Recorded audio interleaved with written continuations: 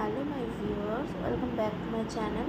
আজকে তোমাদের সঙ্গে আমি রামনবমীর ভিডিও শেয়ার করছি। যদিও এই ভিডিওটা আজকের না, 3 ডেজ আগের ভিডিও।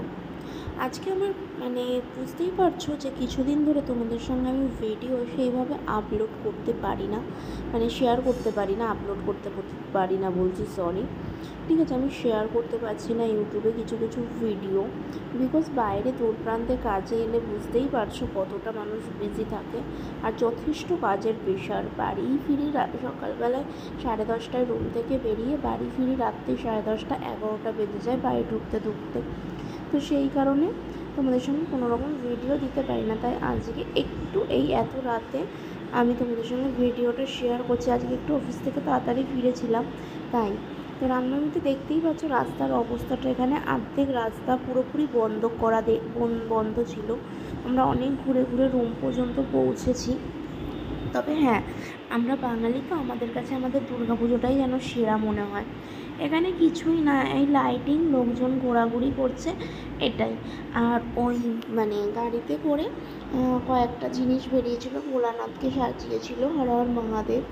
তারপর কিছু লাইটিংয়ের কাজ বাজ করে নিয়ে ঘোরাচ্ছিল। মোটামুটি সেই হিসেবেই রাস্তাটা সেই কারণে আরও জ্যাম ছিল। তো আমরা দেখতেই পাচ্ছ যে এখান থেকে ফাঁকা রাস্তা ধরে নিয়েছিলাম, যেখান থেকে ঘুরে ঘুরে কোথাও থেকে যাওয়া যায় এটাই ভাবছিলাম। তো ঘুরে ঘুরে সেদিন আমরা বাড়ি ঢুকেছিলাম প্রায় রাত্রির 1টা বেজে গেছিলো। রাস্তার পরিস্থিতি এতটাই খারাপ ছিল রাস্তায়। এবারে দেখো যে কত ধরনের জিনিস বেরিয়েছে, এরকমই গাড়ি করে জিনিসগুলো বেরিয়েছে, তাই এত রাস্তাটা জ্যাম। যাই হোক বন্ধুরা, আজকে তোমাদের সঙ্গে আমি ভিডিও যেটা পারলাম সেটাই শেয়ার করলাম। যেটুকুনি টাইম পাবো অবশ্যই তোমাদের সঙ্গে শেয়ার করব। তবে হ্যাঁ, এই ভিডিওটা কিন্তু হায়দ্রাবাদের ভিডিও আর ছত্তিশগড়ের ভিডিও মিলিয়েই আছে, ঠিক আছে।